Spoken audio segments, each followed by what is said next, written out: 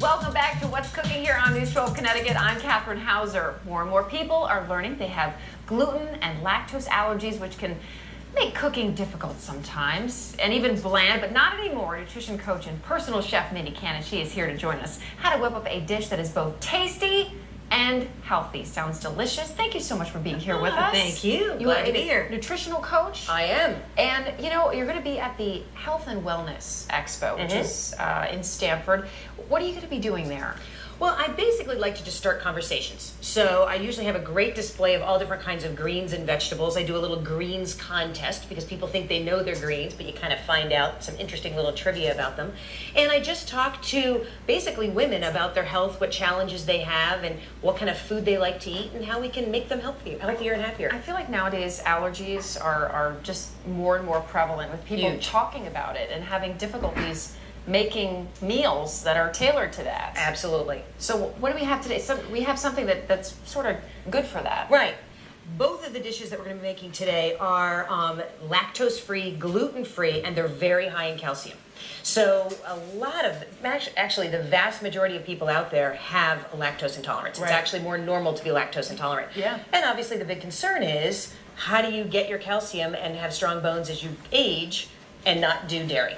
So that's what these dishes are good for. And we're going to start out with a marinated kale salad. It looks beautiful. Really easy. You have fresh items here. So how do we start this? Okay. So we start out, and I have previously washed these, but we start out with kale. There are 3 different types of kales you can choose from. Yeah. I like the purple kale because it's a little firmer, and it lends itself better to what we're going to do. And you can know it's the purple one because of the purple vein, right? Absolutely, absolutely. And then there's the pale green you're going to see, and I'll show you that in a second, and then there's the more flat. So what we're going to do is we're going to take our kale, and we actually pull it off. Pull it off the stem. Spine, absolutely. I was just gonna say, it's a very hearty, leafy green here. And it holds up really well. It's really high in calcium. It's so good for you. I didn't think that kale had calcium. Oh, so good for you. The only green that actually has more calcium is arugula.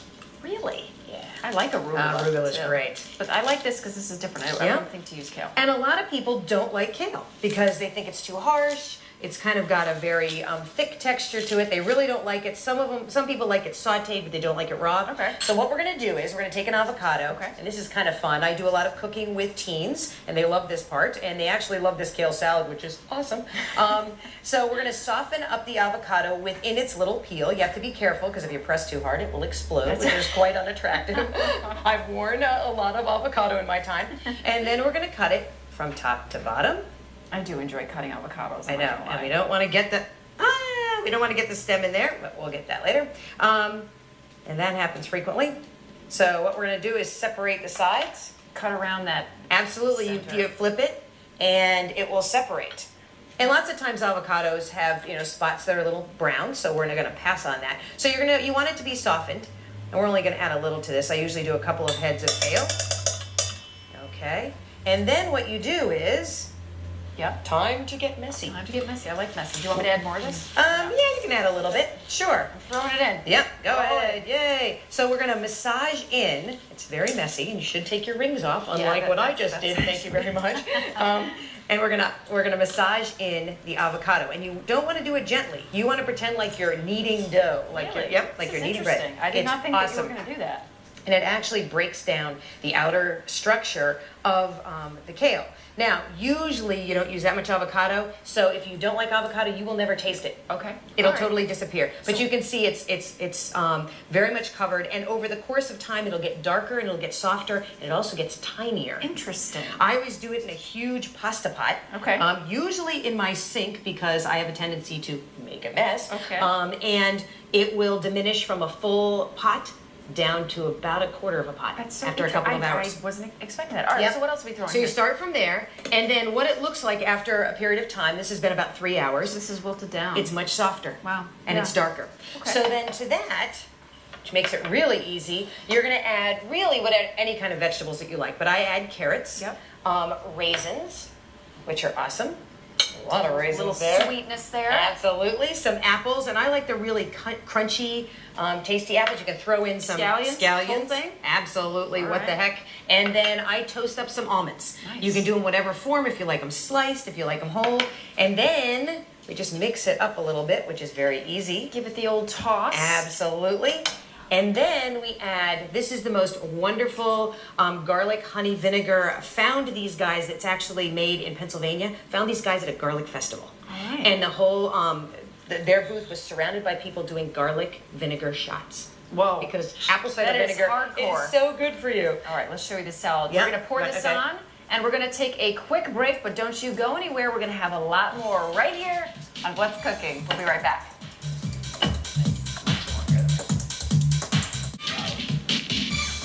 All right, we are back with What's Cooking here on News 12 Connecticut. I'm Catherine Hauser. I'm here with nutrition coach and personal chef Mindy Kannon. We've been having a lot of fun. We have. Made a beautiful kale salad, which delicious. in an interesting way. We just topped it with this. Just describe to me what this is again for people at home who might not be familiar with This it. is a garlic honey apple cider vinegar. And it's made by these two guys in Pennsylvania. It's awesome. It has such a pungent smell and a pungent flavor. It's absolutely wonderful. And apple cider vinegar is incredibly good for you. Is it really? Yes. I'm It's great. I'm wondering how it's going to taste. All right, Yeah, you also great. have this too. We're also going to sprinkle on Eden Organics Gamasio. Sesame seeds are one of the highest foods that you can eat in calcium. A third of a cup is 1,160 milligrams. Right here, so you can see. Yep, of calcium. So this is a mix of this has sesame seeds, sea salt, and garlic. My favorite also has seaweed in it, which is an incredibly good thing for you to eat to help your body actually absorb calcium. You are opening my mind to new things. All right, let's Food, yay! sprinkle it on. Sprinkle it on. How much Yep. do you normally put on? No, Does it matter? whatever you like. Nope. My husband and I go through about 1 container a week because sesame seeds are just so incredible. You sprinkle it on anything you put salt on. So potatoes. I'm gonna keep going. Absolutely. Go wild. Okay. Yeah. Perfect. And then we're just going to plate this for you and you can test drive it for us and see what you think. Yeah. Give you a This little. it's beautiful. I mean, the color. It is. Let's It's try it. absolutely gorgeous. And kale is so high in calcium. It's so good for you. Leafy greens are about the best foods that you can eat. This is delicious. Isn't that awesome? Okay. It's great. All right, we're gonna get started on the other thing while I'm eating. You also have a unique sort of snack for people who have a sweet tooth but are looking for a healthy alternative. Absolutely. This is a great thing, and you can make it like under a minute, which is so incredibly good. We're going to start out with a cup of organic apricots. You want the ones that are brown. You don't want the apricots that are I usually orange eat the ones that are orange. because they have sulfur in them. Okay. Yeah, Now they're I know. beautiful. They're beautiful, but you want the brown ones. I know they're not quite as pretty. So we're going to process those until they're the pieces are rather small. Okay.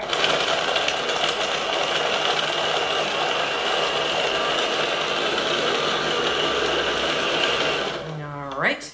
And then, then we're going to add a half a cup of raw organic almonds. And you're throw that in too. Yep, and We're back to the sesame seeds. I know, it's in everything. A half a cup of organic sesame seeds. Okay. We're going to process those really quick.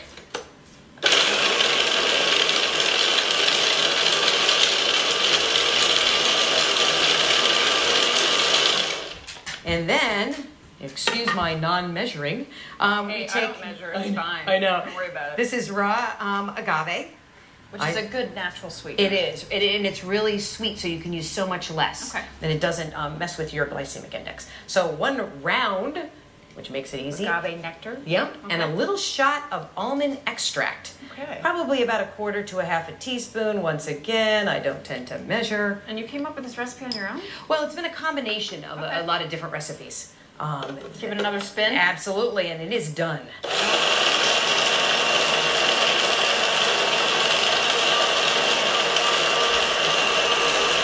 That should do the trick.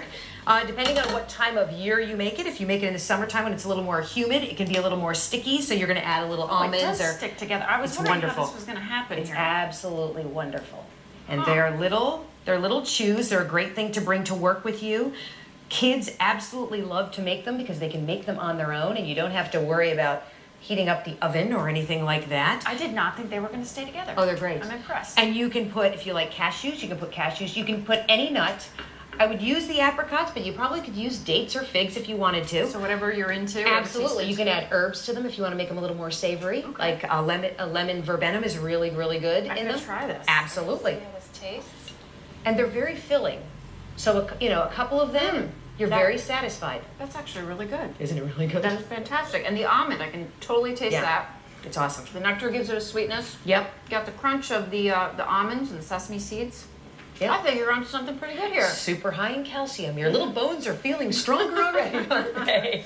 All right, well, thank you so much for coming on. Thank you. This has been a pleasure. Wonderful treats. She's got a website. Check her out. Mindy Kannon, thank you so much for watching. Make sure you join us next weekend for another serving of fun. Delicious. Thank you.